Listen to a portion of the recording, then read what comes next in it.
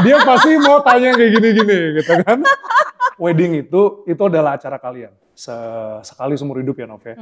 So don't be pressured to do weddings berdasarkan dengan standar orang lain atau keinginan orang lain. Buatlah wedding sesuai dengan keinginan kamu gitu loh. Kalau kamu cuma pengen wedding 50 orang, tapi papa mama kamu minta 2.000 orang, good luck with that.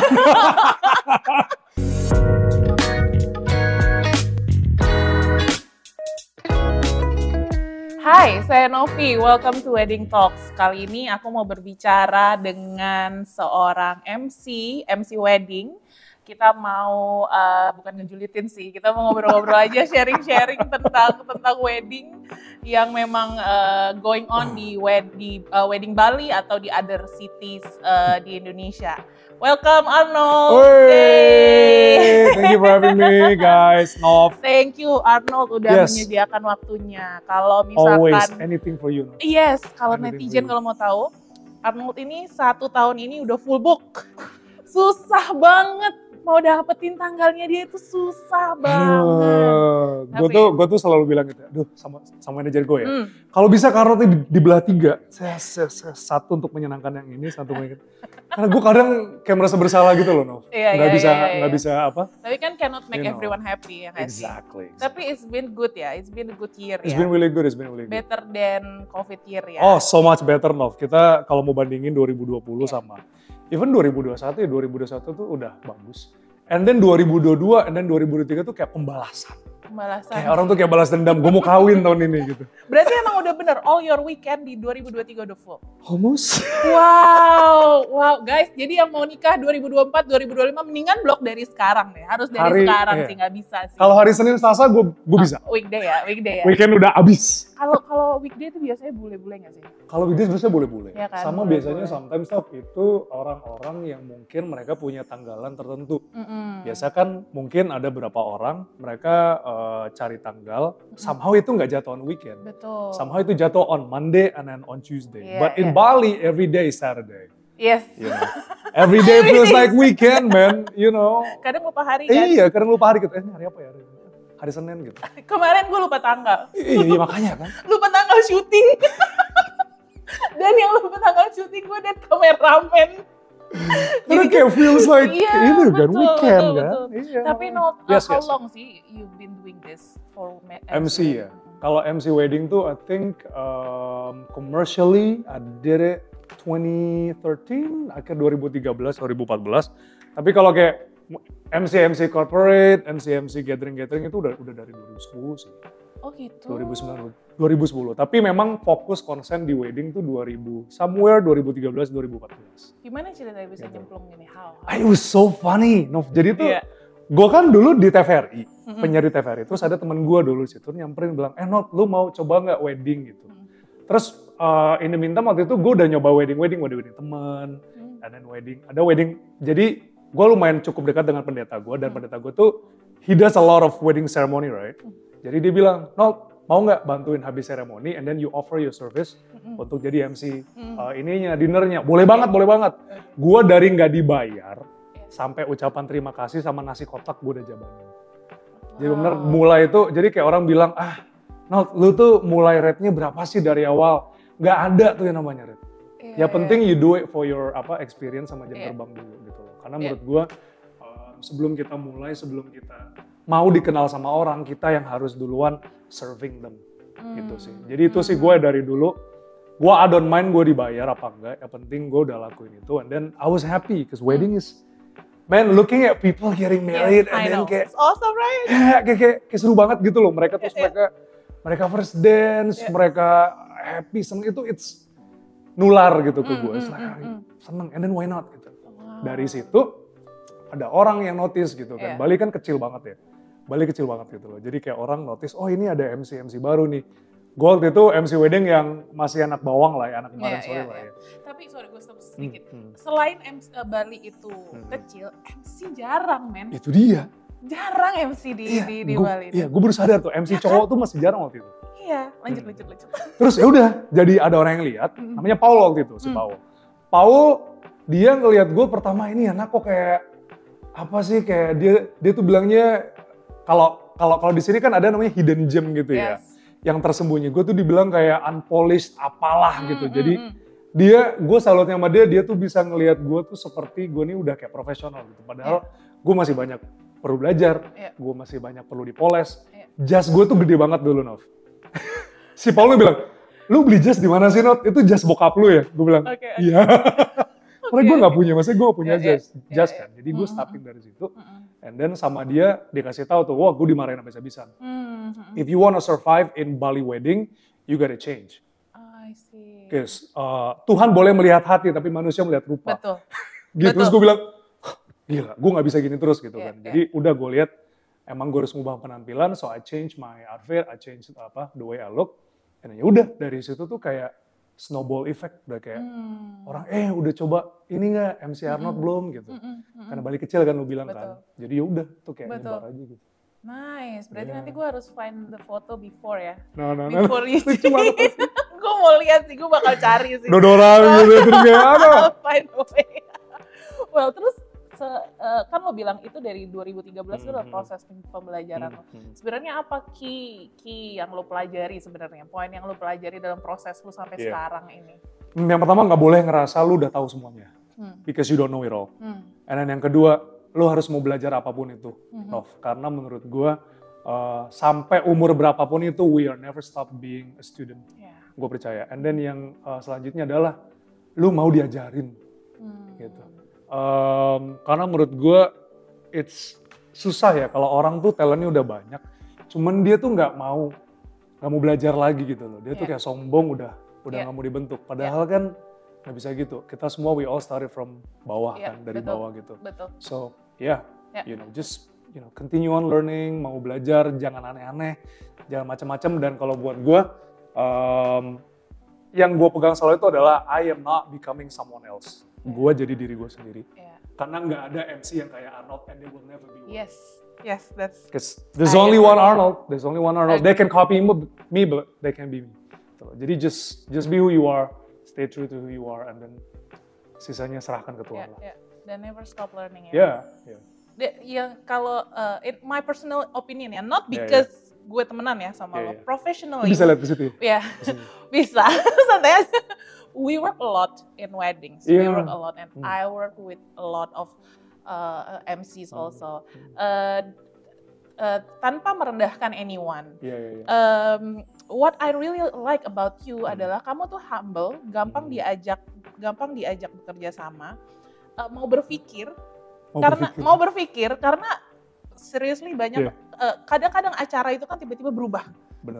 Kadang nggak ada waktu untuk aku bilang, Arnold, you have to do this. Enggak, aku bilang, no, we need to do this, change this. Gimana caranya bridging-nya, lo atur deh. Benar. Nah, bayangkan kalau dapet MC yang nggak mau mikir.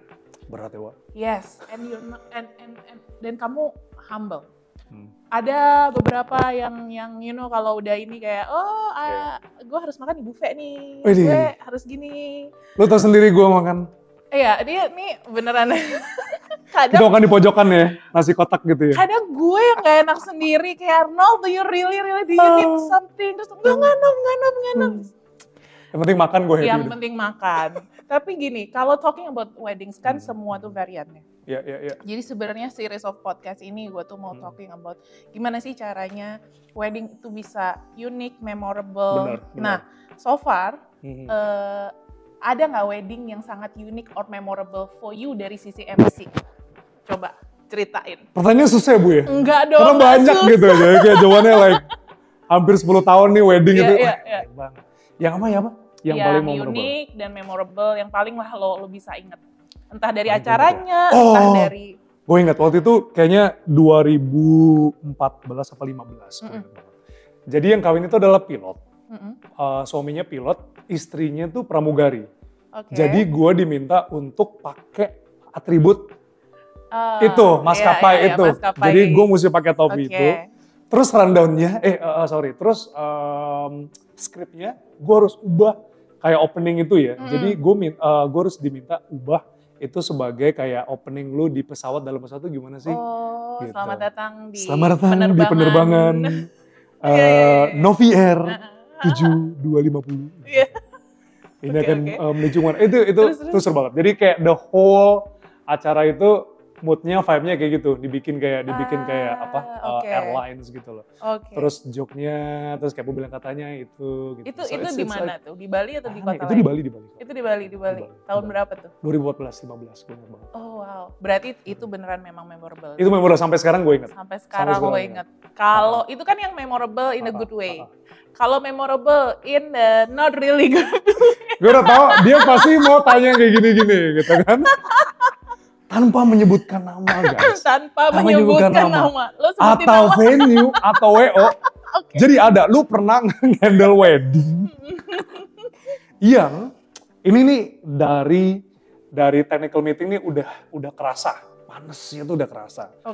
Jadi tanpa menyebutkan nama ya. Jadi mungkin itu ya memang hubungan si mempelai pria ini dengan keluarganya kurang begitu bagus. Lalu memang ya ada tense sedikit lah waktu meeting. Gue udah, wah, hopefully nggak. Tunggu, ini bukan weddingan klien gue. Enggak, ya bukan. Terus gini. Terus gue cuma berdoa, aduh semoga on the day nggak kenapa-napa nih ya. Terus on the day tuh, sebelum seremoni, 20 menit sebelum seremoni. Gue juga celebran kan, jadi gue yang akan mimpin itu seremoni. Terus ini tanpa sepengetahuan gue, karena gue baru datang gitu kan. Ternyata the whole day itu udah terjadi percekcokan di antara keluarga mempelai pria dan juga ke mempelai wanitanya. Gitu. Terus 20 menit sebelum seremoni itu gue ingat banget si mempelai prianya ini bilang, I want you all to leave. I don't need your money, I don't need your... Gue pikir dia bercanda kan, gue pikir dia, ini paling kayak cuman mungkin dia cuman kayak pemanasan bercanda gitu kan. Ternyata serius dong malah. Terus itu jadi the whole family dari cowok itu cabut semua. Jadi wedding itu yang dari 150 orang cuman sisa 60-70 orang. Sisa setengah. Terus itu kan 20 menit sebelum seremoni itu PR banget buat gue naikin moodnya. Banget. So gue oh no, waduh, but the show must go on. The show must go on, jadi ya dia sudah memutuskan seperti itu, ya udah gitu kan. Pestanya ya berjalan sesuai. Nggak balik lagi tuh? Nggak balik lagi. Jadi banyak banget makanan yang sisa. MC-nya dapat juga akhirnya. Wow. Jadi it was this is why ya para calon pengantin. This is why you need a really good MC. Jangan remehkan MC, seriously, karena banyak banget yang suka meremehkan. Udahlah MC-nya, mohon maaf nih, ini tanpa menyinggung anyone ya, maksudnya nggak apa-apa lah MC temen gue aja. Kalau temennya itu memang experience MC, itu sangat easy. Tapi if it's not, jungkir balik Nov itu, aduh gue. Karena good MC aja. Find the struggle. Ya nggak sih? Kalau jaga mood udah turun tuh naik itu susah banget. Bayangin keluarganya cabut terus kita mau bilang apa ya? Yang sabar ya. Yang sabar ya. Gitu. In this happy day, not really happy mereka. Gitu. Ya. So that was one of most memorable. That's memorable. Dan ada banyak lagi lainnya. Sebenarnya banyak ya. Wedding yang tiba-tiba nggak jadilah. Ada yang kabur lah. Serius? Berapa jam sebelum itu tiba-tiba cabut lah. Ada yang cabut? Runaway bride. Runaway bride ada. Wow. Dan gue pikir itu cuma di film. Iya kan? Ternyata ada itu real life. Dan udah dibayar semuanya. Gue paling banget, aduh. Jadi gini deh, jujur deh kita, oke. Satu lagi. Terus gue, satu lagi. Jadi ternyata 2 hari sebelum pernikahan itu ada sebuah rahasia yang terkuak gitu. Gue gak akan bilang apa. Terus pokoknya gak jadi nikah. Pihak perempuan cabut semua dari Bali. Terus gue masuk tuh ke venue. Instead of wedding celebration, jadi family gathering judulnya. Karena gak ada pengantin.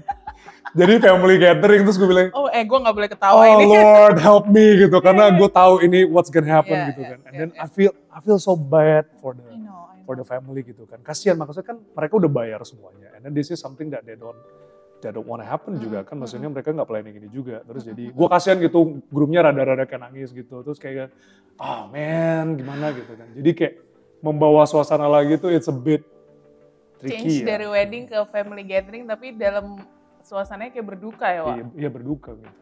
Tapi .net mereka mabuk loh. Seneng terus mereka akhirnya. Karena mabuk. Karena mabuk ya. Oke. Jadinya emang gue, oh ya oke. Oke. Yang penting mereka, you get the job done, they happy at the end malah of the memorable. Iya. Oke. Unik ya? Unik Seru banget ya? sih, seru banget. Nah kalau lo sendiri, misalnya, seandainya one day you are going to get married.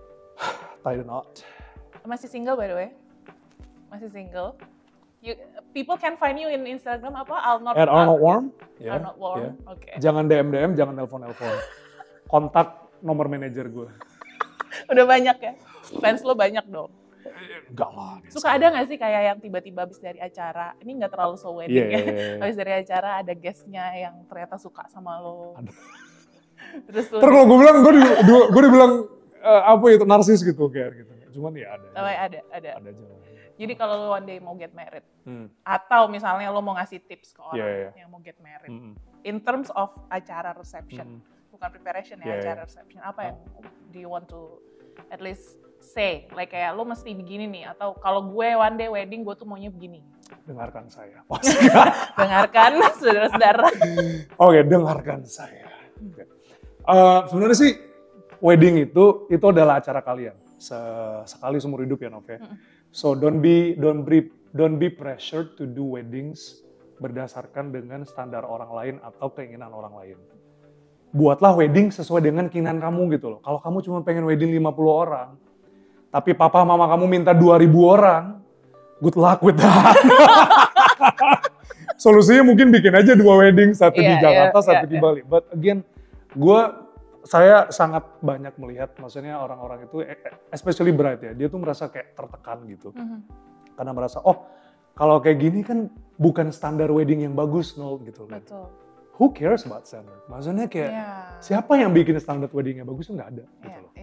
It's your wedding anyways gitu loh. Kamu mau bikin itu cuma 30 orang, semi standing di garden di belakang restoran, who cares? You know, like it's your wedding gitu kan. They're not paying for it, you're paying for it. Ya nggak sih? Dan gue tuh sering banget ketemu yang bilang, oh no, ntar kalau misalnya gue nggak pakai vendor ini, gue dibilang jelek. No. Banyak banget. Terus banyak banget itu wedding vendor yang sebenarnya bagus, tapi menurut gue underrated.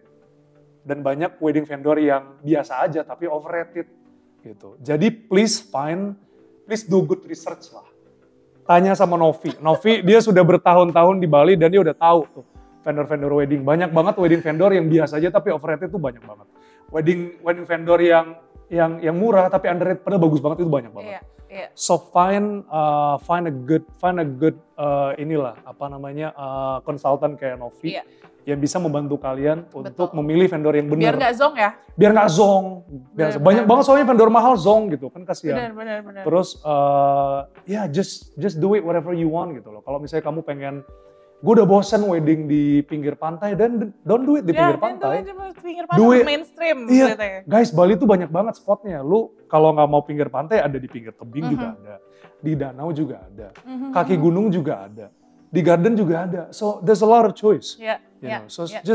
Just be free, take time to plan your own wedding because it's gonna be fun. It's gonna be your wedding gitu. There is a reason kenapa itu namanya customized wedding. Exactly. Karena I don't know in a big city ya. Even in big city you can make it customized if you want to. Karena di Bali itu intimate wedding. Bener. Kayak udah 200-300 aja itu udah dibilang volumenya besar. Ya nggak sih 200-300. Jadi actually you can customize your wedding dengan beberapa hal-hal experiences. Misalnya kalau Arnold sempat lihat another episode dari ini ada audio guestbook pakai yang telepon-telepon. Yeah, I know. Gue suka banget itu. Waktu itu ada wedding, itu unik banget, bisa langsung di-upload langsung. And then you just say, leave a message and then it's so cute. Yes, banyak hal-hal yang kayak gitu tuh banyak yang bisa di-customize. Tapi the most important sih buat aku yang mau aku sampaikan ke orang-orang yang memang baru mau wedding, find trusted your wedding planning atau wedding consultant. Itu harus trusted banget. Benar. Karena gini, when you don't trust the wedding planner, imagine ya, kayak aduh gue mau book ini tapi si wedding planner bilangnya gini. Iya. Percaya nggak ya gue sama dia? It's really difficult. Iya.